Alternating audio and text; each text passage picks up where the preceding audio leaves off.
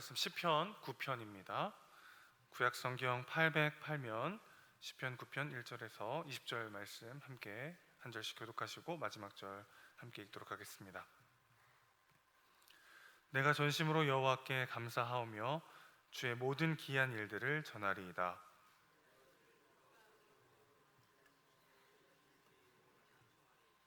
내 원수들이 물러갈 때에 주 앞에서 넘어져 망함이니이다.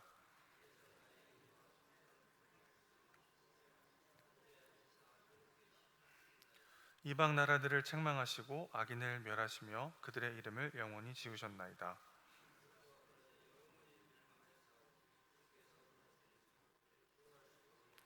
여호와께서 영원히 앉으시며 심판을 위하여 보좌를 준비하셨도다.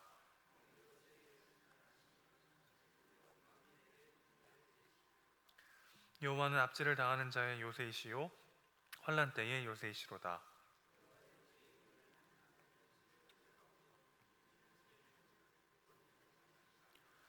너희는 시온에 계신 여호와를 찬송하며 그의 행사를 백성 중에 선포할지어다.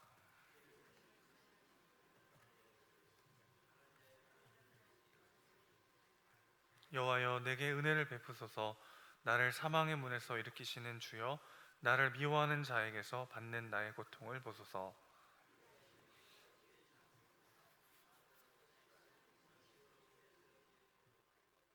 이방 나라들은 자기가 판 웅덩이에 빠지며 자기가 숨긴 그물에 자기 발이 걸렸도다.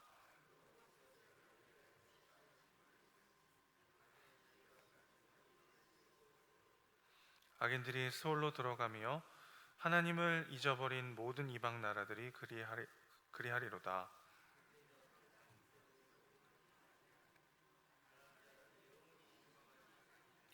여호와여, 일어나사 인생으로 승리를 얻지 못하게 하시며 이방 나라들이 주 앞에서 심판을 받게 하소서. 여호와여, 그들을 두렵게 하시며 이방 나라들이 자기는 인생일 뿐임을 알게 하소서. 아멘. 여러분, 기적을 경험해 보신 적이 있으십니까? 흔치는 않지만 가끔씩 기적 같은 일들이 우리 삶에 일어날 때가 있죠. 불치의 병에 치유된다거나 꼭 필요한 순간에 도움의 손길을 만난다거나 혹은 하나님의 강력한 임재와 은혜를 경험하는 일들이 가끔 있습니다. 저는 그렇게 기적을 많이 경험하지는 못했는데 기억나는 사건이 하나 있는데요. 제가 초등학교 6학년 때 중고등부 수련회를 이렇게 따라간 적이 있어요. 좋아하던 교회 누나가 지나가는 길에 이번에 수련회 같이 갈래? 그냥 지나가는 말로 던진 말인데 그 누나랑 같이 수련회 가려고 따라갔다가 마지막 날 집회였습니다. 보통 이제 수련회 기도회를 하면은 마지막 날 좀 길게 한다는 거를 어렴풋이 듣고 있었어요. 그래서 한 2시간만 잘 버티면 이제 좋아하는 누나하고 밤새 놀 수 있겠다라는 기대감을 가지고 이제 기도를 하는데 웬일인지 전도사님이 30분 만에 기도회를 마치는 겁니다. 그래서 깜짝 놀라가지고 전도사님 되게 센스 있다 이러면서 이제 기도회를 마쳤는데 알고 보니까 3시간이 지나 있는 거예요. 30분밖에 안 지난 것 같았는데 3시간이 지날 정도로 그때 하나님께서 정말 마음 가운데 깊은 은혜와 또 만남을 허락하셨던 그런 작은 기적을 경험한 적이 있는데 그때 참 얼마나 감격스럽고 감사했던지 모르겠어요.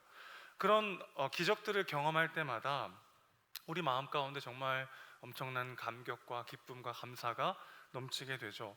다윗도 오늘 본문을 통해서 전심으로 감사하면서 기이한 일들을 전하겠다라고 노래하고 있습니다. 1절에서 말하는 이 기이한 일이라고 하는 것은요, 홍해가 갈라지는 것 같은 극적인 기적을 가리키는 표현입니다. 누구보다도 많은 기적을 경험했던 다윗이 오늘 시편의 말씀을 통해서 하나님의 놀랍고 기이한 일을 감사하며 노래하고 있는 것이죠. 일개의 목동이었던 그가 일국의 왕이 된 것 자체가 기적의 연속이었습니다. 오늘 본문을 통해서 다윗이 노래하고 있는 기적들은 크게 2가지인데요. 첫 번째는 자신의 원수들이 하나같이 다 패배하고 물러가는 상황에 대해서 이야기하고 있고, 또 하나는 압제당하고 환난당했을 때 하나님께서 그를 지켜주시고 의로운 재판장이 되셔서 그의 요새가 되어서 막아주셨다는 것을 노래하고 있습니다.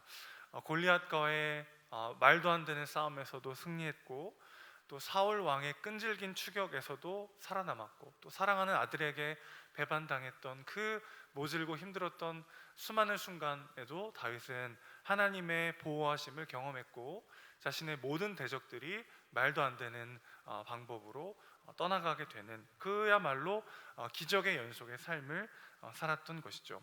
그런데 이렇게 지난날에 경험했던 기적들과 은혜에 대해서 막 노래하다가 13절을 보면 갑자기 고난의 한복판에서 도와달라고 호소하고 있습니다.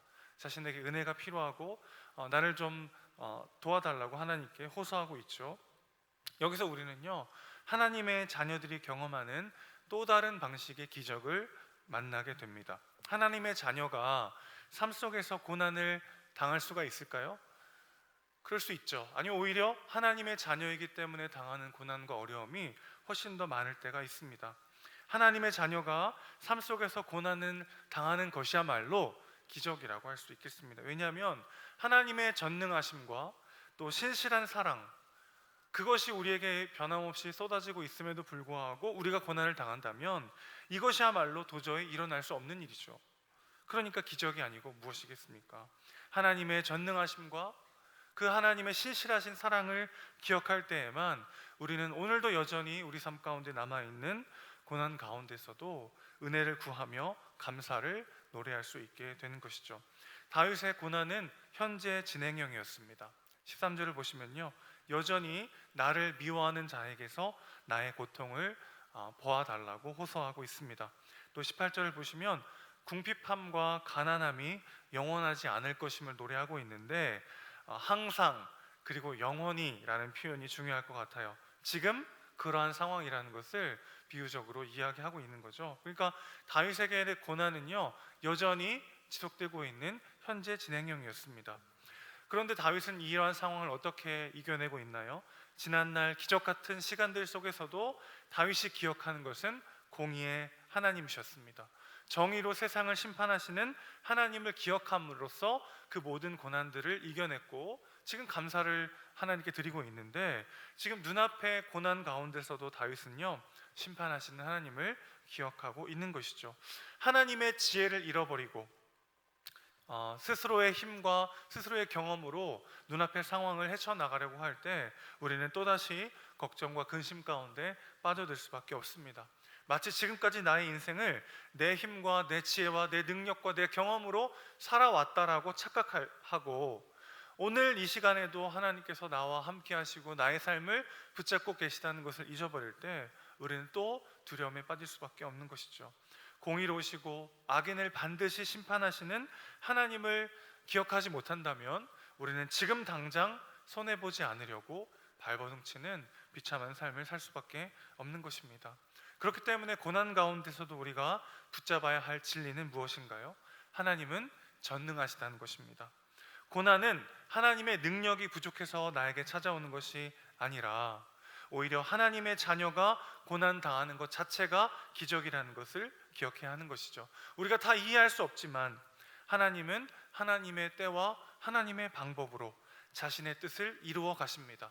그 모든 것을 사용하셔서 하나님의 선한 뜻을 이루어내실 수 있을 만큼 하나님은 전능하신 분이라는 것이죠. 두 번째는요, 하나님은 신실하게 우리를 사랑하신다는 것입니다. 있는 모습 그대로 우리를 사랑하십니다. 하나님을 향한 우리의 열정과 사랑은 변할 수 있죠. 어느 날은 막 내가 한국 교회와 이 남양 땅을 위해서 무엇을 할 것인가 막 그렇게 호기 있게 하나님께 기도하다가도 어느 날은 나 자신의 연약감 때문에 절망하고 낙심하고, 이런 나도 하나님 사랑하실까? 그렇게 하나님을 향한 나의 열정, 나의 사랑은요, 시시때때로 변하는 것 같아요. 그러나 우리를 향한 하나님의 사랑은 변하지 않습니다. 하나님은 어제나 오늘이나 내일이나 신실하게 우리를 변함없이 사랑하십니다. 마지막 세 번째입니다. 하나님은 반드시 정의로 심판하신다는 거예요. 악인들의 성공을 부러워할 필요가 없습니다. 악인들의 현재가 화려할수록 그들의 마지막은 더 비참할 것입니다. 이러한 하나님의 전능하심과 신실하심, 그리고 그분께서 모든 것을 보고 계시고 반드시 선악간에 공의로 심판하실 것이라는 것을 믿을 때 우리는 오늘 주어지는 고난과 어려움을 이겨낼 수 있는 새 힘을 얻게 되는 것이죠. 어떤 초자연적인 기적이 사람을 변화시키지 못합니다. 수도 없이 많은 기적들을 경험했던 것이 예수님의 제자들이죠. 그러나 그들은 그 기적 앞에 조금의 변화도 경험할 수 없었어요. 그들은요, 고난 가운데서도 하나님의 하나님 되심을 경험할 때, 예수님의 말씀을 기억하고 그 가운데 함께 하신 하나님을 경험할 때 그들은 조금씩 변화되었습니다.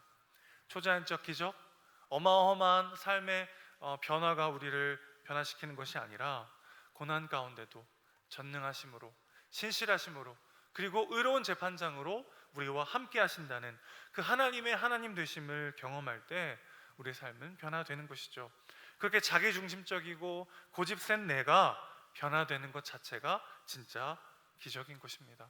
그래서 하나님의 자녀들에게는요, 고난조차도 기적이 되는 것입니다. 전능하시고 신실하신 하나님이 반드시 공의로 세상을 심판하신다는 것, 이 진리를 단단히 붙잡고 오늘 하루를 담대히 살아내는 우리 모두가 되시기를 주님의 이름으로 축원합니다.